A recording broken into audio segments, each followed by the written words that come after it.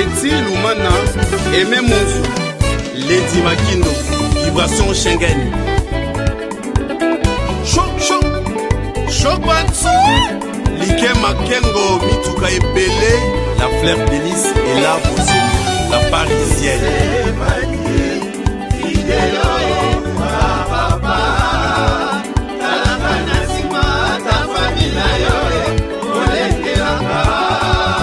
Emi chéri pointé sans pompa divide yokanga mawa papa nakomi kokondo nzoto na basusi kaba yokomema ngambo na fami nanga soki na weye Bokiamba Bisoya ngambo mosusu moye nakatisa te libele minene ekaboli ye asenga nguyana yawe natambola likolo ya mai. Bonjour, bonsoir notre chers internautes partout dans le monde. Nebi ke besoin de votre humble servante Caroline Lebram Lobe Nabino. Moi na musala Nabino Niklet Kamongo to sarabino biloko boy. Soki kaka bisote place mususu bokozwa ngote. Toza lelo na échangeur de Kinshasa, bozomo na simanangai, ba nyonso bakenda batika vraiment mboka na biso mwakala. Lelo to ekolakisa bino lisusu. Côté où tu es échangeur na toromeka un peu koye babala biso mo ba kombo ba signon so ezali na carte échangeur vous allez voir dans biso na bino pardon bokomo na lelo nini ezoleka pe to ebisaka bino biso nde to aka tina source kozwela bino vraiment ba information o ezali net clair et précise donc toza wana na bande ko na biso basi mibali be bayambi biso na esika kitoko boy bomoni échangeur to ba échangeur ndenge ezalaka. Mais le échangeur, ils ont et comme Nini, bon découvrir un lelo, restez branchés, bas remarques, bas reproches, yango vraiment tout ça la kanango besoin. Chris Anor l'omniprésent, juste pas de vidéo, prêtre de mouching là-bas, Yoka. Dieu les maître de temps et de circonstances. Zini Kumbi. C'était les premiers jours.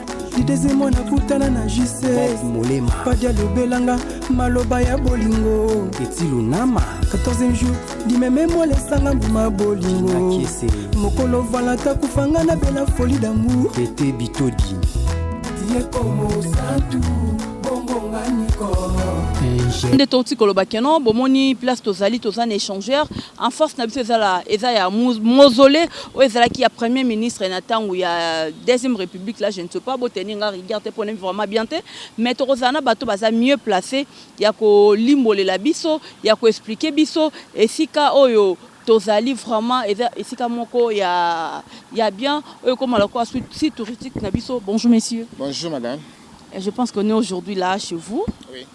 Le locota la bino na esika na biso oyo na ya échangeur délimité bon mais quand peut expliquer biso parce que l'autre moni bana classe cette place autosali ce qui moi ezasa na ba kombo bon mais quand peut bato baso tala biso partout dans le monde ba me kapé koye ba wapi tozali. Oui awa tozana site de l'échangeur c'est un site historique.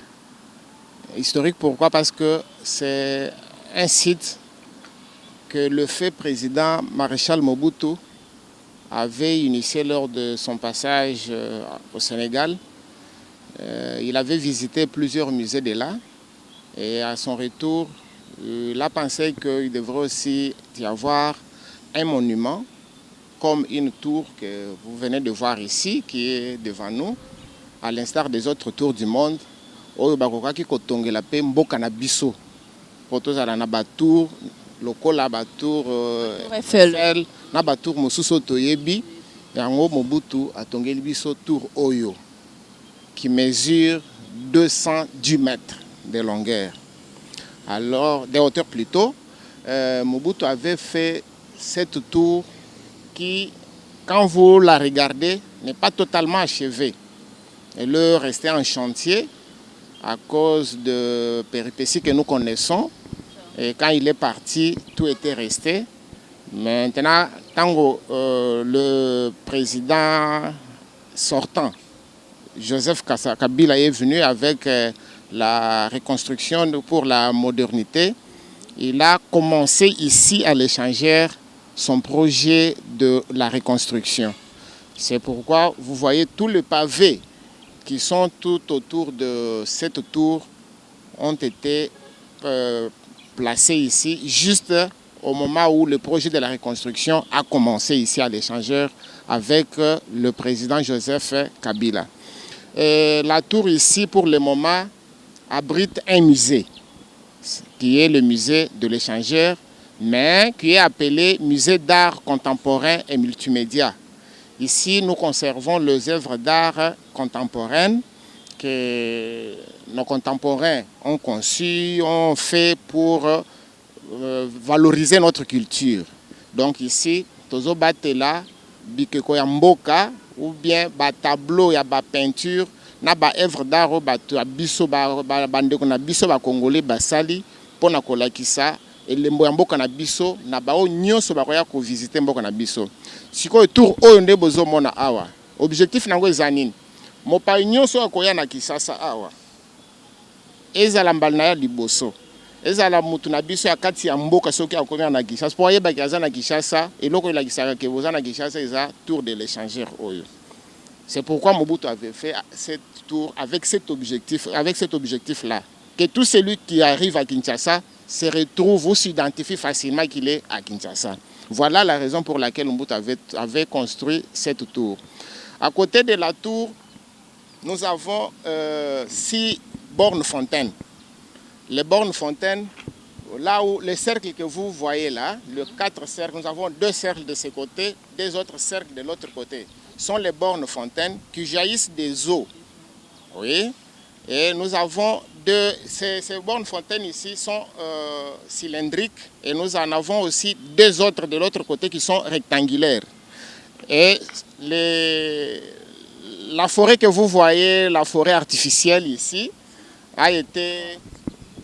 Oui, Bosso Kandenge vraiment, Basso continue à expliquer. La forêt artificielle que vous regardez ici, c'était une forêt conçue ou implantée ici uniquement pour donner un paysage vraiment touristique. Un paysage touristique à tout celui qui arrive ici à Kinshasa. Malheureusement, tout n'était pas achevé. Tout n'était pas achevé. Et même maintenant, là, la tour est encore en reconstruction. C'est ce que vous allez regarder et voir qu'il y a certaines peintures qui sont renouvelées. Il y a certains endroits qu'on a repavés des suites de certains travaux qui viennent de se terminer. En attendant, il y en a d'autres qui ne sont pas encore terminés. Mais c'était un grand projet, mais qui jusque-là n'est pas totalement achevé. D'accord, merci beaucoup Bandeko Nyonso Bozolanda biso. Je pense bo kindenge papa mais qui vraiment ko limbole la biso pour y francophone nga siko na meka mpe ko limbole la biso ngo vraiment ameki mpe ko bisa biso keno bisiko Nyonso bo moni oyo ezali na deuxième république oyo tozalaki na président na biso Joseph Mobutu c'est ko kungwendo wa Zabanga yende mutu achaki eloko nde tozalaki toke na mboka ya bapaya omoni keno tokomi na Tour de France Tour Eiffel ezawana yango pe mokonza mboka monaka keno po oyebake ozai mwana mboka oza natif ya Congo à l'époque c'était oyebake oza zaïrois soki okomi na mboka na ye il faut mona tour oyo Tour de l'Échangeur ya limité pe soki totali lisusu wapi lisusu pene tomoni elanga kitoko oyo makaso eza vraiment vert ya kitoko ezalaki na kati ya botongami mais bameki un peu kokatango pourquoi misalo yo yebikaka tokene mingi te boyebikaka nde makambo ngo ezalaka mais quand même soki tozotambola bozomona keno misala vraiment ezali na kati pe soki totali liboso na biso tozomona bateli biso mausolée azalaki première ministre na époque wana toute première ministre oyo Patrice Emery Lumumba ye wana moni keno bachela biso wana atombola loboko pona kolakisa keno ya kufa pona ekolo toza wana pe tozo continuer kaka kozwa ba image na biso to kozwa ba quelques interventions donc même tozo kende côté à mausolée to mo ka un peu kolakisa tala bongo vraiment esika ya kitoko oyo batikela biso ba bon souvenir. Merci plus jazz nzambe na bango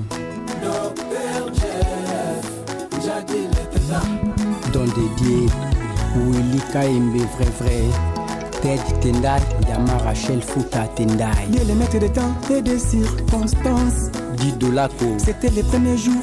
Du deuxième mois, na kutana na jise. Memunzo. Mpadia lobelanga, maloba ya bolingo. Rima Mengi. 14e jour.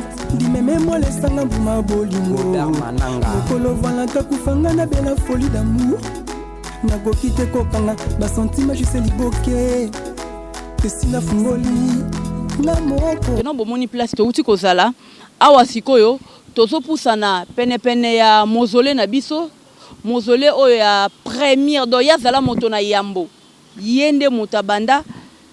Monsieur Patrick Emery Lumumba. Ouais. Bonjour papa, tozo continuer karande tozo lobaka keno. Bomoni place tozali simana biso. Comme un peu comment tu moi tu peux nous expliquer par rapport à oui. Le site dont nous sommes en train de vous expliquer, c'est tel que je venais de vous le dire, le site de l'échangeur, qui auparavant, quand Mobutu était encore en vie, avait préféré que ce site soit baptisé du nom du premier ministre de ce pays, qui est l'héros national. Tango bapesa qui est kombo ya site Oyo. C'était en mémoire ya Moussala ou Asala qui pona mboka na biso. Alors, à la suite des autres événements, quand on a appris qu'il y avait le relique de son corps qui traînait du côté de la Belgique, le président actuel, Félix Antoine Tshisekedi Tshilombo, avait raisonné de ramener le reste du corps de Patrice Lumumba dans son pays et les enterrer ici au Congo. Pour se souvenir de lui, il a fait construire les mausolées que nous regardons. Et Sikawapi, Zotonaye, ou reste ya Zotonaye et Kundami. Batiango na cercueil, ou izana kati ya mausolée Oyo. Bayaki ko posé ango awa le 30 juin ya Mboulao et Tikali. 2022. On a mené le reste du corps de Patrice Lumumba. Après avoir circulé avec ces restes de son corps dans presque toutes les provinces, Oyo Alekaki avant Babomaye, na esiko Babomela kiye na Lubumbashi, baye koya yango awa, yango bapose yango na mausolée Oyo, où on invite maintenant tout le monde.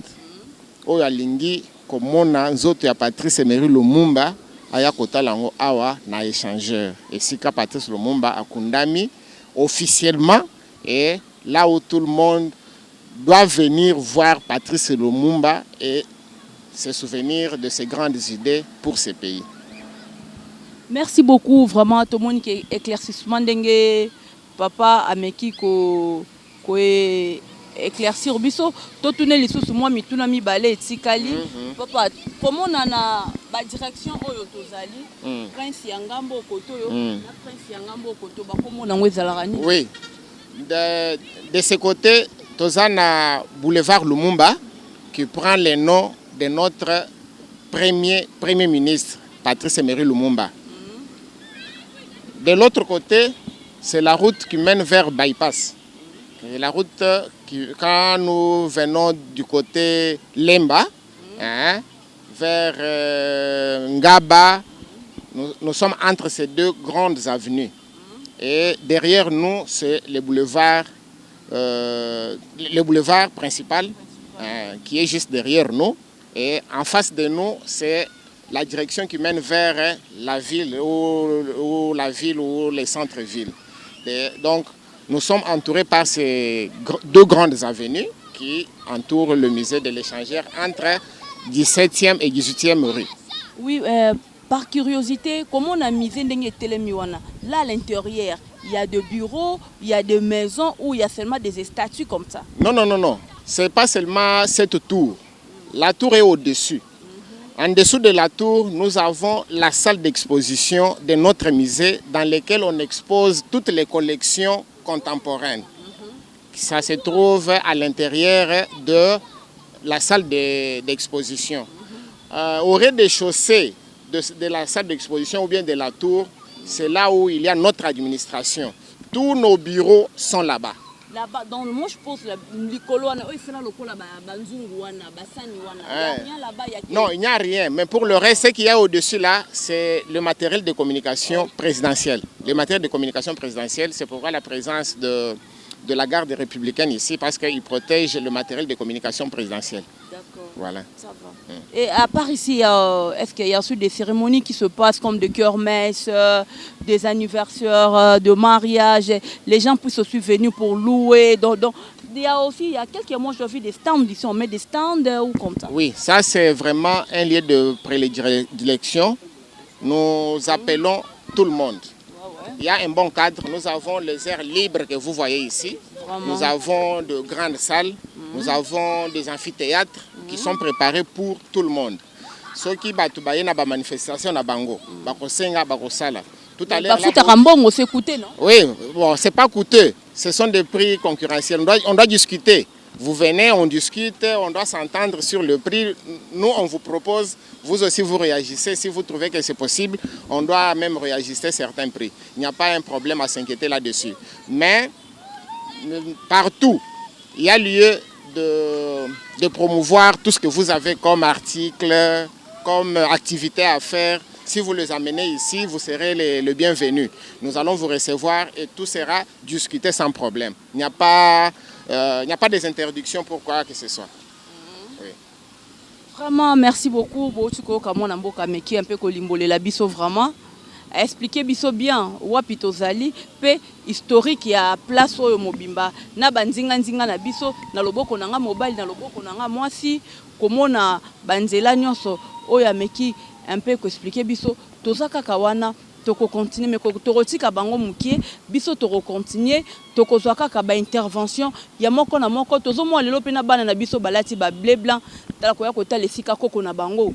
Oto bengi premier ministre wazaki kaka yewana pe akotika laka bongo que son âme repose en paix Patrice Emery Lumumba wazaki premier ministre na biso à l'époque yangwana komona ki baswela biso banzela ba pesa kombo ya boulevard Lumumba pona nini po ezali eloko balaka kaeke non il fallait ba pesa place moko boy pona musala oyo ya sala na mboka na biso ezala comme historique na ye ya kopesa kombo échangère oyo de Lumumba. Yangwana komona peke ba veni kopesa veni ba Emery Patrice Lumumba donc makambo belé bongo place vraiment ezali awa na disposition ya mutu nyonso. Merci beaucoup monsieur. Tout le monde est le bienvenu ici chez nous. Merci. Merci. Oui, bozo mona keno karande to tikoloba ba imboka ba meki un peu ko expliquer biso pe tozo continuer kaka kokende kota la place ba musée yango wana ezali ba meka un peu ko expliquer biso to kokota dans ba salle polyvalente makdolo motobak lelo toza lelo na kata échangeur de Kinshasa soki na jise pas di vidéo te biloko boya kitoko boye ko la biso ba information ma ya mozindo kaka biso nde to yaka na ba information na tozo continuer kaka kokende pe ko lakisa wapi mabomba mi wana oyo ba bomba ko ba kenon place ba musée na biso kwa o bande ko na biso ba salaka ba salle d'exposition côté ba exposa kango tozo talango vraiment lelo elongo ngai nabino tozo kende longo ko découvrir ni nezo le kawana tomoni bana kolata ba bleu blanc je ne sais pas qu'est-ce qui se passe ezakaka pona koya ko expliquer bango moi histoire ya mboka ou bien ezali pona moi eloko moko boye leloko mona bana na kati ya mausolée ya Patrice Emery Lumumba. Merci beaucoup pour Motuna. Normalement, à l'école, chaque année, ils ont prévu une visite guidée. Visite guidée, bana batambola, ceux qui vont tambola, va découvrir biloko belé, chemin faisant. Mais objectif mingi cible les aki, ba kokoma na échanger, ba kese, pe ba mona mausolée ya héros national. C'était pour ça. Comment na ndenge bana bae awa donc ça selon histoire de to banda ko tanga na ba école primaire qui a découvert l'embouchure du fleuve Congo et patati patata et banini ba de Stanley marambo belé bon donc c'est ça aussi que o esalami que no bana na biso pe ba yape ba découvrir mboka na biso moi histoire ya mboka na biso donc c'est ça Vraiment merci pour nous qui vraiment un peu presque un objectif. Koya Yaban est mini pour la découverte. Ce qui était visé c'est qui plus misé nationaux. Mais par rapport à l'embouteillage, les autres attendent mingi en bamona qui baya. Mais sur place on a découvert que échanger aussi c'est approprié na ba biloko belé au banga on a misé. Tout le monde ba Pascal Lokwa Kanza kuna Befiji ya papa le professeur Liolo. Boba mona ba kiti mususu kuna vraiment biloko moko intéressant. On a trouvé que na sorti ya bana ba découvrir quand même biloko belé ou ils a parti ya ba leçon na biso les autres faciliter biso. Merci beaucoup. Koyo kandenge molakisi ya bana auto bengi na français professeur biso na linga to bese molakisi o ameki un peu ko limbolela bana na biso bisika nini oyo bazali pona koyeba ke tomba ko pesaka bango ba is étoile na école to benga mana ba les histoires quoi bazala vraiment na frustré bazala complexité ba kenon eloko o bazolo bela biso na kati ya mboka na biso moko to monaki yango pe to comprendre yango ndenge zali ko. Merci beaucoup. Donc on est là toujours continuer kaka toujours qui ne siko na misé ba me mabiso un peu na misé total na misé ngwana penga pena yoka keno ba kiti moko boya kala na mona makambo loka ngako meseli yolo wana na tikala na mona liolo na ebiti pour mon club apesa ka kunga zala tina ndo ki ma classe mingi papi chama pas dina fungoli na moko Hélène Salem la queen de son king Deborah Boule moi Simbinga Zaina mwana mvua malobi na bwaka virambo na meralia Nana lingi moteme préféré je sais pas vidéo Mireille Lutumba ya DJ Nana lingi moteme préféré je sais pas vidéo Chérie nanga yo je sais pas ngalobela ganga maloba bolingo na tuna mweska tungi chapwe Gifula ngalobela ganga maloba bolingo na tuna Salomon Escadela marqué Massamba docteur Denis Massamba ingénieur kaka pour l'amour ngebele bawa pour l'amour a juste sympath nganandi mignon sofololo oyo la dona na motema kombo nango juste sympath donc c'est la champagne micro d'or Parisien Anissé Ndombasi Moteme préféré, je sais pas, vidéo. Le grand coach Obé Makusa Blaise Nseka Moteme préféré, Sarah Ebukanya Chérie nanga je sais pas. Mon amour je t'aime, yo bolingo nanga. Je sais pas plaisir, sentiment, dirait basukolo na futanzoi. Chérie nanga, bolingo zo pesanga, sukali kitoko trop. Nalinga kwa bele boleka bomengo nzambala kaka Brian. Multiplié par 5 nombre bolingo na pesa yo Innocent Ndombasi tanga nyoso tika mogote mpada buka mira chéri kwa milelo nanga jisa kwa isa Goliath Nicolas Kabwana na ba souci Malou Mavoka bonheur comme abamu du cœur de tous les jours pas du bolingo nanga Fallon Nseka Nazana connexion bolingo jise Mosika ne wife kokata Natanga na fréquence alo vene Nagoma gozala oya lingi Dikesti kenda number one Le vérificateur en douane John Mabaya Boambo Mabijumbo Melize Mboma Doli Malonga Irene Mpadi. Ça c'est la rumbetage. Chris Anor maître plein. Je connais bien matière à profondeur.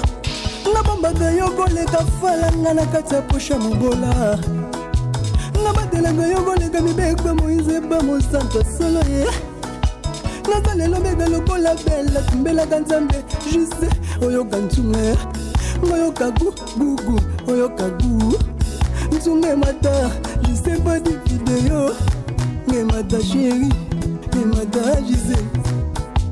Hérité malwenda c'est du tumba ne yo manager. De basambelengi propre intouchable. Et ma coucou à penser. Et madame chérie, et madame Gisèle, pas de vidéo. Tracy Mbelenga et Glody Diasuka. Les bons sous le Christian Lubandu, Steve Chitenge, Terra Nova Bou, Jules Zongo, capitaine, Eric Mandala, boss Bogar. On est au Tikolobakeno, à ce que tu as une salle exposition. Là où nous allons découvrir entre vous et moi, Nine Batami Kunanakati, Tozo Kende, avec Madame Deborah Nlandu, dans une dame là vraiment, t'as la sourire qui te vraiment à Pessibiso, chance, il y a Koko ma place au commune. À travers Naende, vous allez découvrir, il y a Ebele Nlandu, Mama ni Mama. Merci beaucoup, on est là ensemble vraiment. Tozo Kende, to découvrir Nine Zakuna Nakati, na salle ya exposition.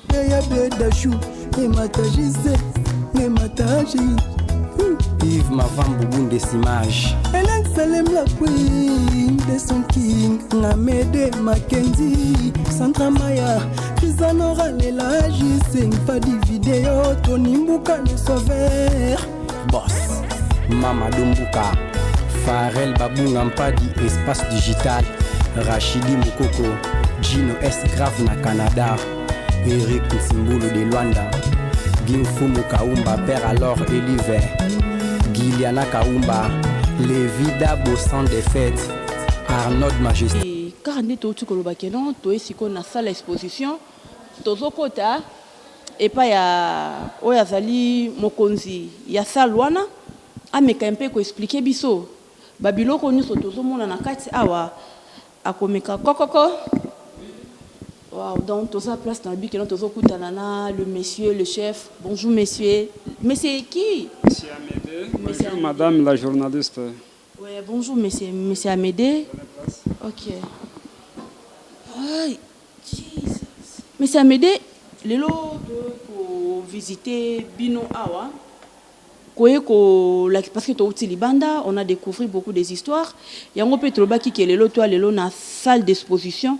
Je vais un peu expliquer biso par rapport à Babilo ko ezana kati awa. Merci beaucoup maman journaliste. Eza esengo mingi ko yamba bino awa.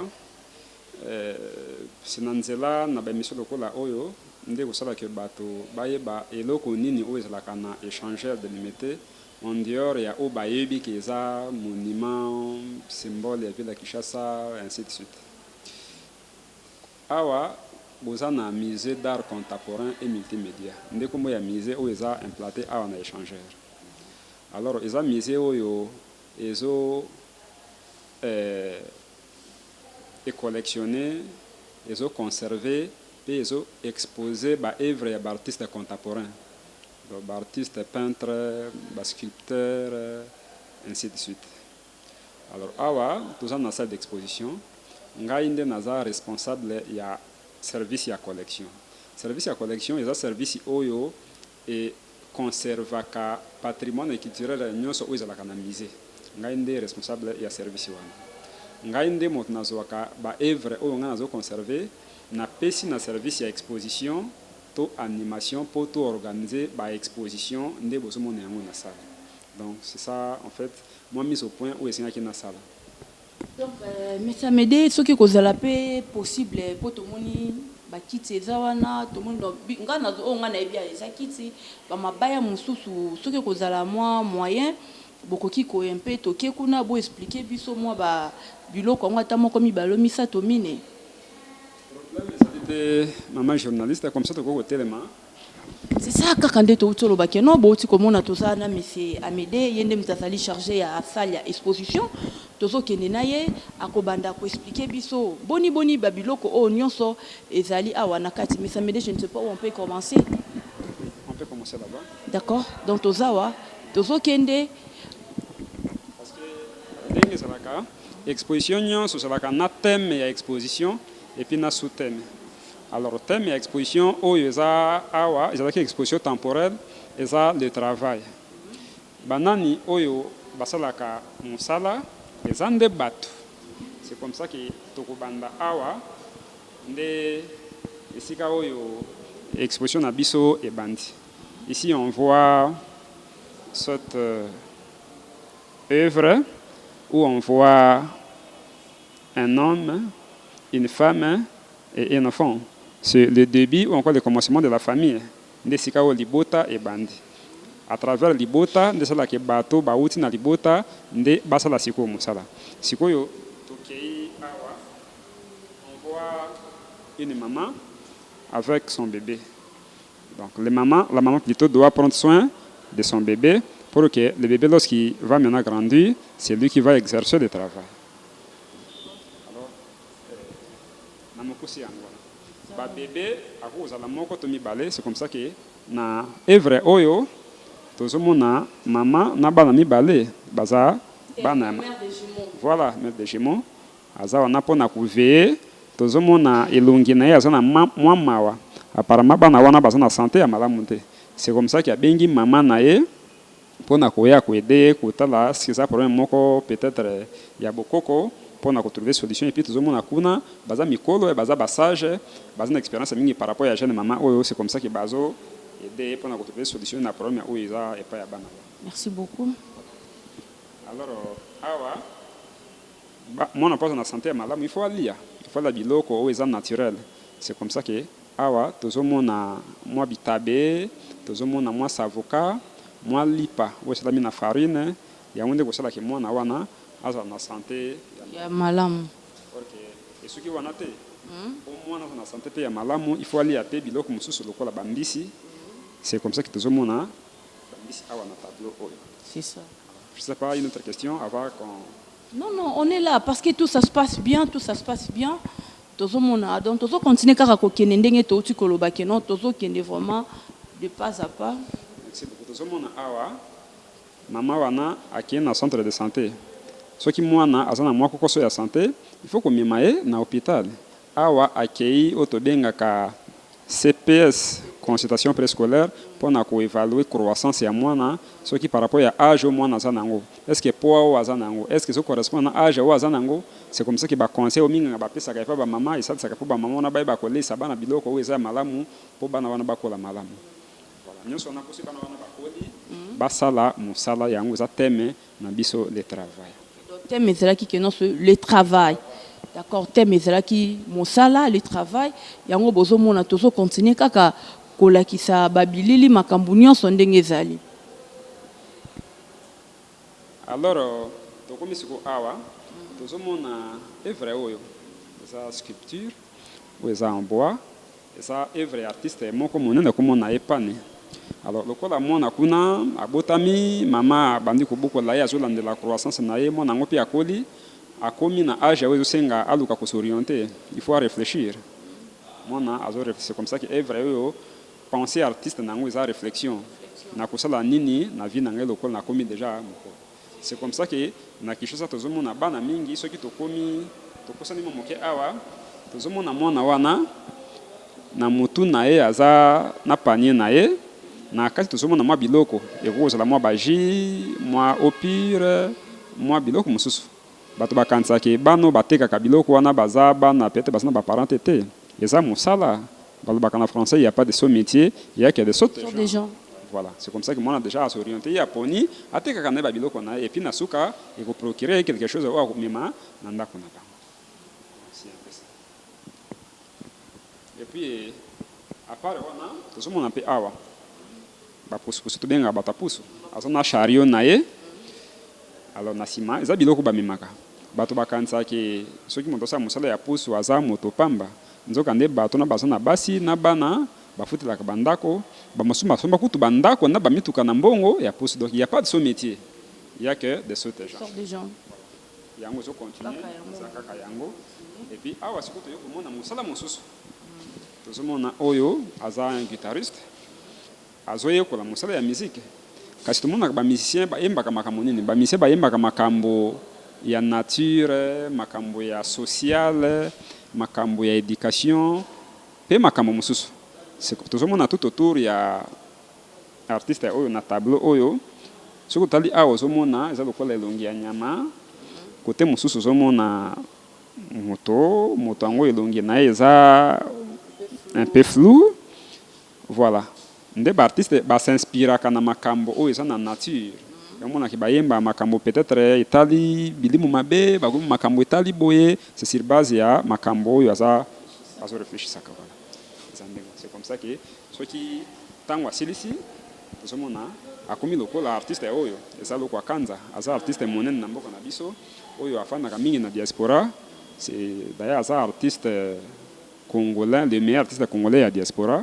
Ezande awa déjà akomi professionnel. Eza mosala ndisali ke lokwa kanza akoma o aza lelo. Donc c'est grâce au travail. Alors ici les gens pensent que le travail c'est seulement au milieu urbain. Non. C'est aussi au milieu rural ou encore au village. C'est comme ça que ceux qui vivent au village, mosala basalaka eza ya kosala chasse, ya kosala bilanga, to kosala cueillette, ainsi de suite. C'est comme ça que na mboka lokola bango basalaka mingi chasse, tozomona ba chasseur bango wana bauti na zamba, ava bakende batikaki basi na bango bazosala kwanga. Ya onde kosala kibali na musuni o bakoya na yango. Alors mosala oyo ezaka pona biloko akolia te mais nyama bakope koteka yango epesi bango mwa mosolo oyo kosalisa bango basumba mwa mungwa donc ba produit manufacturé. D'accord, je pense que tozo kende ensemble bozo landa bozo tala wapi vraiment bazo expliquer biso na limemia nyonso vraiment dans de beaux cadres place au tozali awa donc bazo expliquer biso eloko moko na moko ndenge elongo bani vraiment esengelaki ezala tozo continuer kaka to landango ensemble. Alors tokomisko awa ezali inspiration ya artiste moko pe ya monene ya mboka na biso kombo na ye Moke. Mais tozomona awa kuna ba gendarme ya Mobutu bien entendu mais awa tozomona ba cambiste toye mosala ba cambiste salaka ya ko échanger mbongo mais pona nini ba gendarme ba yokanga bango parce que parmi ba pratique oyo ezalaka ya malamu te ba cambiste basalaka ezalaka ya contrefaçon ba yokana kana bato mabe o baluka ko imprimer ba mbongo ya mabe pona ko monter inflation na kati ya économie ya mboka. Ya omoni ke ba gendarme balandi babake ko kanga bango po babandai ko sala ba pratique ya contrefaçon. Eza ba pratique oyo eza ya malamu te eza vraiment prohibé na niveau ya bamboka. D'accord, merci beaucoup. Tozo continuer donc mais ainsi à moins toko ko l'essentiel ba kit wana hein tout comme ça OK. Ouais. Donc tozo kende awa komona bo expliquer ça ta oyo après to leki kuna ba masque culture ya mboka na biso eza ba mœurs na biso eza identité na biso et puis awa tozomona eza portrait ya artiste monene ya mboka na biso kombo na ya ibani na kombo ya maître Liolo Alfred Liolo yende moto wasalaki monument otomona na place Victoire eza maître Liolo nde moto asalaki yango aza vraiment artiste peintre ya monene ya mboka na biso oyo ayebani vraiment mingi. C'est comme ça akufa non akufa déjà akufaki. Donc tozo continuer kaka ndenge bauti ko expliquer biso bozo mondo tozo kende de pas en pas po tokoma wapi tokotelemela po tomoni kuna bilongi ya bakonzi après to banda to sukisa kuna tokoma kuna po bilongi wana oza exposition na biso donc to banano auto expliquer awa après tokoma kuna. Alors tozomona awa bakiti mibale kiti moko eza na dessin ya ba armoire ya mboka na biso mais kiti mosusu tozomona yango eza na po ya léopard eza bakiti ya tata mokonzi ya mibale ya mboka na biso Joseph Désiré Mobutu eza vraiment bakiti na ye oyo abandaki kofanda ezalaki na résidence na ye na Mongalema. Alors tozomona mpona une différence ya bakiti oyo kiti oyo ezalaki ntango azozwa ba décision politique ndakisa azo nommé premier ministre azo yamba ba lettre ya accréditation ya ba ambassadeur to ba invité mosusu sur l'emploi politique azalaki kofanda awa pona kozwa to ko signer ba décision ya ndengo wana.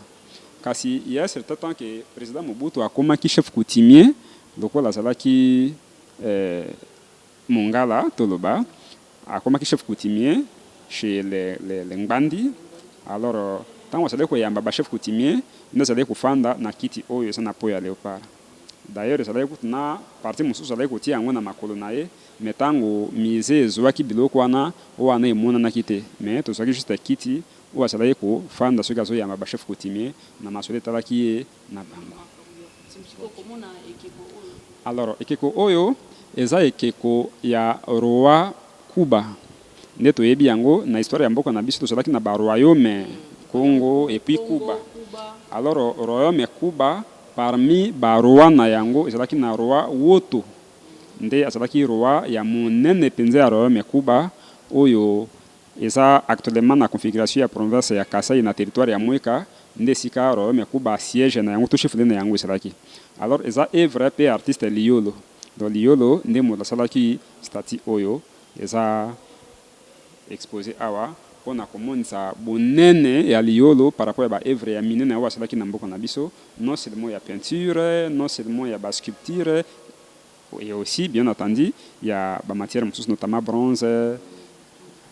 Merci. Donc tozawa tozo continuer wapi siko côté nde toko épingler wapi côté nde toko telemela. Alors ndenge to lobaki yango banda kuna tomoni que musala eza ya moke pe misala ya minene to ya likolo mondako ko banda zalaki mbamsusu pousse nde tomoni kuna akomi boye mais na bamboka na biso musala weleki monene to poste weleki ya monene koleka ezali poste ya président de la République. Alors pour mondako ma président il faut poste welandie eza premier ministre. C'est comme ça que awa tozomona tableau oyo artiste a présenté premier ministre ya yambo ya mboka na biso kondo Patrice Emery Lumumba tozomona ekuna likolo mais na se na ye tozomona tango babomaki azalaki ye moko te ezalaki na baninga na ye les compagnons oyo baakompagnaki Lumumba oyo eza bongo Maurice Polo et puis Joseph Okito nde bango ye wana bazali mpona komonisa Polo na Okito voilà awa eza juste portrait ya musée parmi baza bato yo bazalaki na lite à peu près moko parce que lite ya musée qui à peu près lite moko na Lumumba ya on peut bâtir wana lokola pays aza héros national ya on bâtir pays héros national donc ba oyo bazalaka na catégorie c'est comme ça que famille ya Polo na Okito bazalaka na posa que ba considérer pe ba papa na bango ba héros ndenge ba considérer Lumumba. C'est comme ça que awa na tableau oyo artiste a montré lokola Lumumba za héros national musée pe za héros national Polo na Okito pe baza na rang ya ba héros national. C'est comme ça que atie bango nyonso esika moko na tableau oyo asala. Vraiment bo meki kolanda ndenge mwana mboka miki mpe ko expliquer biso likambo etale ba oyo babundeli mboka mingi kotala Patrice Emery Lumumba kotala Polo kotala na Okito après na suka ba ko tsaye moko Musée Laurent Désiré Kabila bateau vraiment babundi pour na école lelo tozwa pe ata moi souffle de vie oh lelo moi moke oyo et ça pour na bango de balingaki donc balitaki quoi de 1960 na ba 2000 quelque chose comme ça tu yango lelo zo continuer to esiko awa esika nde tozo chité na kati ya musée na biso. Merci mingi awa nde esika o tozo suka par rapport à exposition na biso eza tableau oyo zape na artiste monene ya mboka na biso artiste peintre kombo na ye Lotutala yende moto asalaki tableau oyo. Alors awa Lotutala azobisa biso nini juste atie ba 4 anciens présidents oyo ba diriger bongo mboka na biso tozomona awa ebandi na Joseph Kasavubu wazali tata mokonzi ya yambo ya mboka na biso et puis molandi na ye Joseph Désiré Mobutu c'est Seko Kukumbendo wa Zabanga tozomona Musée Laurent Désiré Kabila et puis Joseph Kabila kasi po nini batie Lumumba na rang ya bato oyo parce que Lumumba aza premier ministre ya mboka na biso aza moto ya bundi mingi penza et puis batie awa parce que na tango oyo Lumumba azalaki premier ministre mboka na biso azalaki na régime oyo eza sikoyo te ezalaki na régime semi présidentiel na tango wana premier ministre azalaki ko sala makambo mingi lokola koleka président eza lokola régime oyo eza na Allemagne lelo mona ke na Allemagne soko tuni bato président ya Allemagne nani akoko ebisa ko eza Olaf Scholz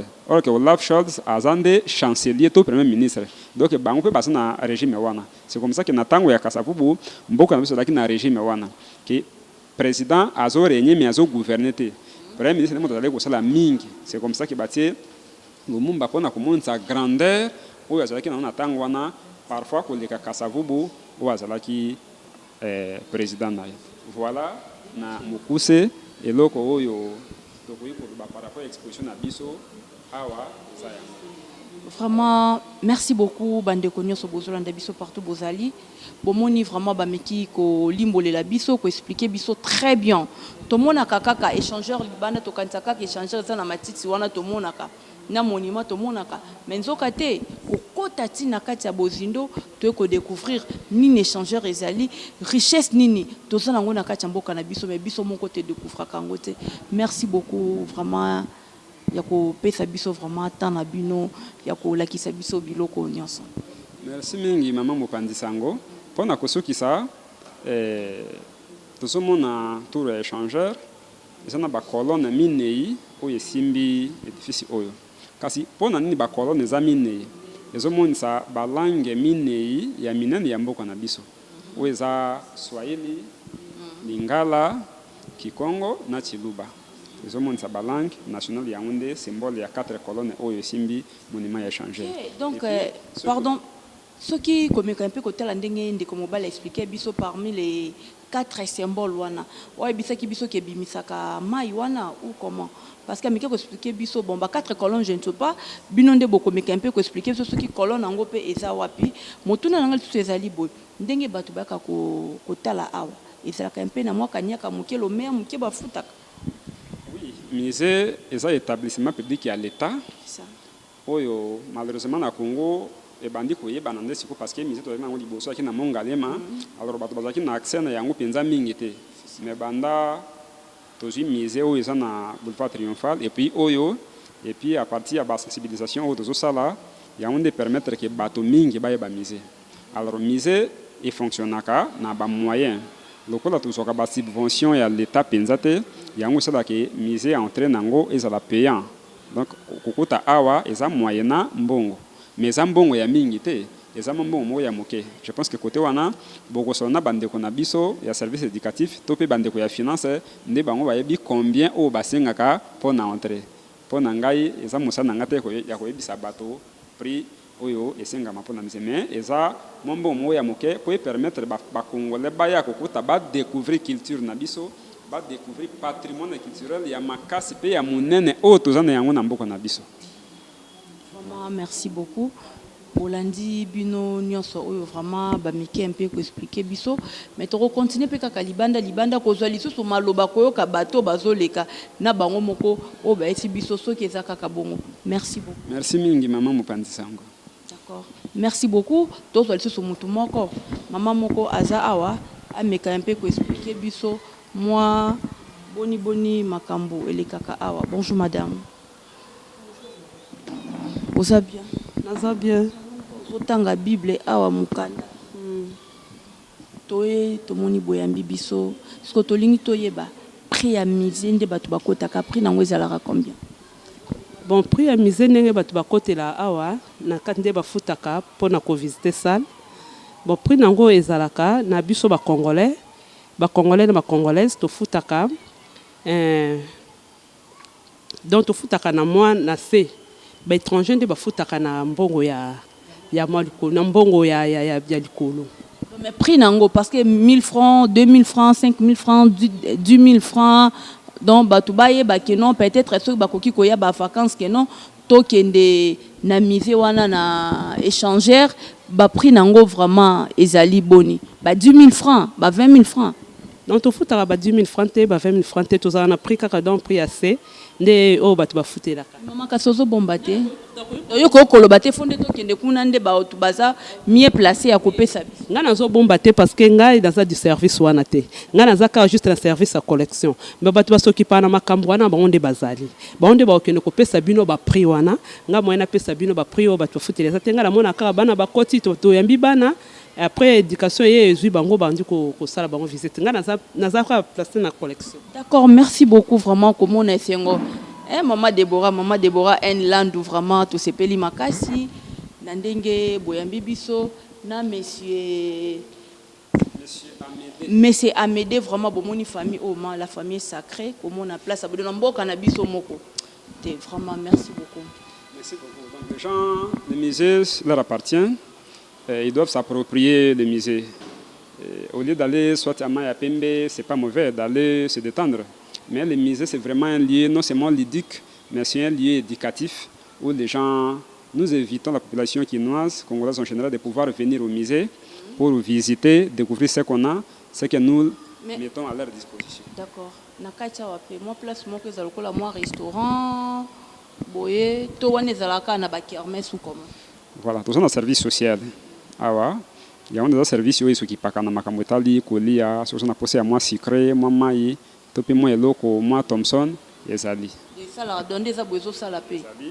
So beaucoup na seko na beaucoup de service yango ezali. Moni nous bolinka kuna to ya rapé a. Merci beaucoup. Le vérificateur en douane, John Mabaya. Boambo Mabijumbo Melise Mboma. Doli Malonga. Irene Mpadi. Ça, c'est la rumbetage. Chris Anor maître plein. Je connais bien matière à profondeur. Nabambaga yogo le kafala ngana kata posha mubola. Nabadelanga yogo lega mibekwa moize ba monsanto solo ye. Nazalelo bega lokola bella tumbela ganzambe juste oyo ganzunge. Oyo kagu gugu oyo kagu. Nzunge mata je sais pas de vidéo. Nge mata chérie, nge mata jise. Hérité malwenda c'est du tumba ne yo manager. De basambelengi. Popre touchable, et ma yoko wa concert. Et ma chérie, et ma Gisèle, pas de vidéo. Tracy Mbelenga et Glody Diasuka. Les bons sous le Christian Lubandu, Steve Chitenge, Terra Nova Gou, Jules Van Zongo, capitaine, Eric Mandala, boss, Bogare Yabedachou, et ma Gisèle, et ma chérie.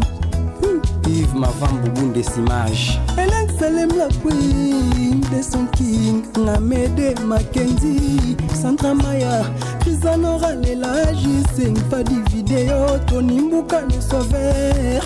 Boss, Mama Dumbuka, Farel Babunga Mpadi, Espace Digital, Rachidi Mukoko, Gino S. Grave na Canada, Eric Nsimbulu de Luanda, Ginfumu Kaumba, Père alors Eliver.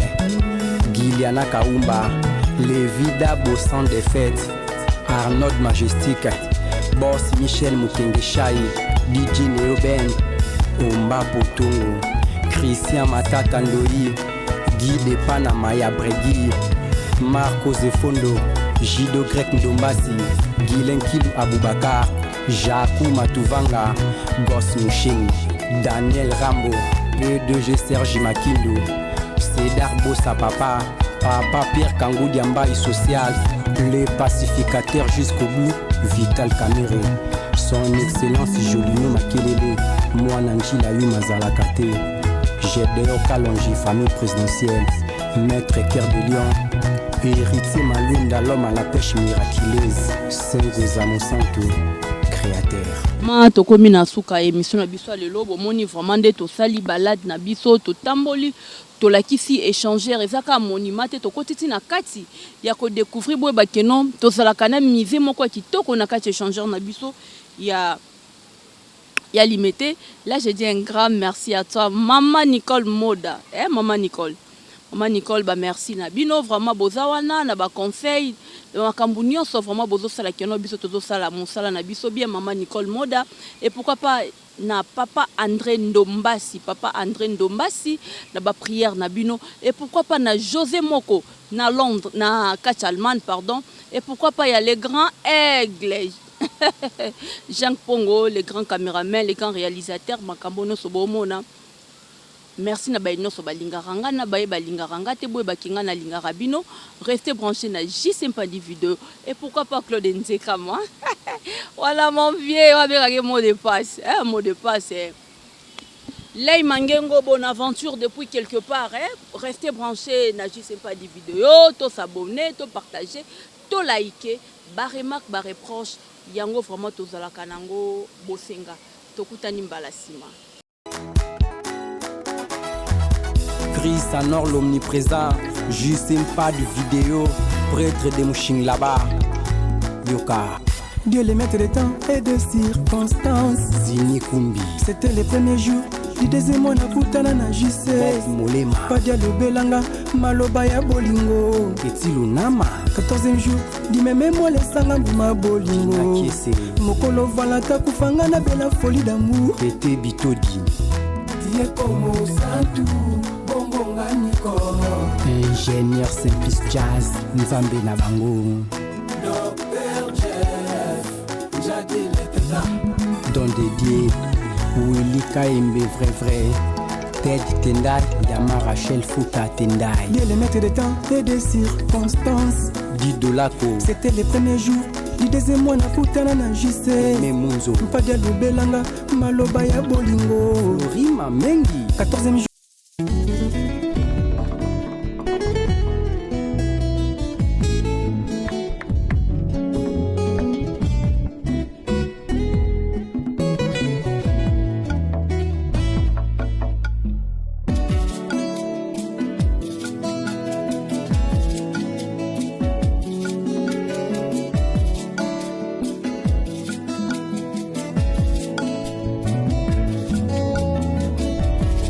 Ma Bible dit, tu es le chemin, tu es la vie, tu es la vérité. Nanyo alanda yo abunga nzela azalite. Yango ngai nalobi nakolanda nzela mosusu te. Nakolanda kaka nzela na yo Yesu. Nzela ekosaka te. Alleluia. nzela mosusu te